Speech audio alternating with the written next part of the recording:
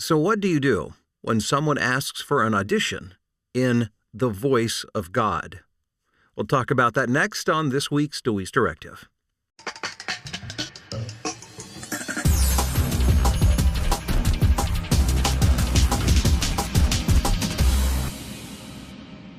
We've all seen it, if not thousands, at least hundreds of times, if you've done voiceover for any length of time, and that is an audition where the client requests the voice of God. So if you don't have the voice of God, and of course, who of us have actually physically, audibly heard the voice of God, we can only assume what they're looking for is the big, deep voice like Charlton Heston in the Ten Commandments, or who's the actor I'm thinking of? The voice, This Is CNN. I'm drawing a blank right now. You know who I'm talking about. Most of us don't have that kind of a voice. But does that mean that we should not be participating in these kind of auditions? I don't think so. I don't think that's the case. As a matter of fact, my voice is not low. I would say I have a relatively mid-range. Some might even argue mid to high range voice, so I certainly wouldn't qualify as the voice of God. However, oftentimes when people give terms like that, in this case, of course, the voice of God. And by the way, this voice of CNN thing is bugging me because I know who it is. I can see him in my mind. He played Darth Vader in Star Wars back in the 70s, and I'm going to look it up real fast here because it's just bugging me. James Earl Jones. Thank you. Okay. I knew that. Couldn't think of it. So if we don't have that big, deep, low, resonating, floor-shaking kind of voice, should we just skip over the audition? And I would propose no, because again, if somebody's asking for that kind of voice, are they really looking for a low voice? Is that of utmost importance? Or are they looking for something with presence and confidence? For all we know, the voice of God is high and squeaky.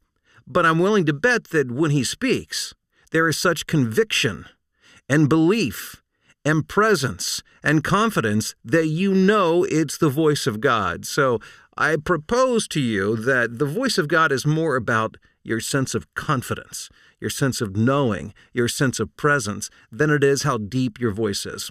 That being said, I'm looking at an audition right now that if you're on voice123.com, you may have seen this. You may have actually auditioned for it. So I almost skipped over, but I thought, no, because I know that ultimately the client is looking for the voice of confidence, the voice of understanding, the voice of conviction, and a voice with presence. So, with that being said, I want to give you my interpretation. I'm not suggesting you should sound like me. I'm suggesting that you present yourself as being confident and having a strong sense of conviction when you approach this kind of audition. And by the way, if the audition would call for professional or confident or any one of those kind of adjectives, I would suggest the same kind of audition. So let me take a quick peek here. This isn't my first time seeing it, by the way, in full disclosure. I've looked through it. I just want to refamiliarize myself. Okay, so here we go. Let me hit record on my Adobe Audition, and here we go. For the first 10,000 years of human history, there was an abundance of land and relatively few human beings to utilize all of its vast resources. Supply was great, and demand was low. In fact, land used to be virtually free in many countries. You could stake your claim simply by agreeing to farm it and pay taxes. But since 1955, when the global population topped 2 billion, things have become a little more complicated. And with the global population projected to reach 8 billion by 2025, the demand for land and its resources has become overwhelming. All right, so that would be my audition. Will I get that job? I have no idea. And I understand from the get-go that the odds are against me because ideally, the client would probably want a deep voice and strong sense of conviction. But when you put simply deep voice up against strong sense of conviction, usually the client will take conviction.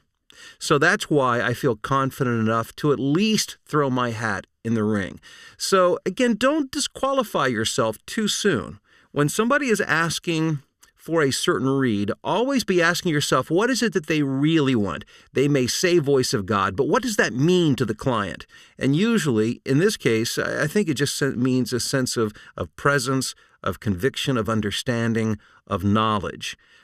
So again, if you think you may have a chance because you have those qualities, you're able to present yourself in such a way. And by the way, if you want to be a competitive voice talent, you really have to be able to speak with a strong sense of conviction and understanding. Then I suggest, and I would propose that you throw your hat in the ring as well, audition for those jobs, and just simply see what happens. Hey, I wish you all the best, and I'll talk to you soon.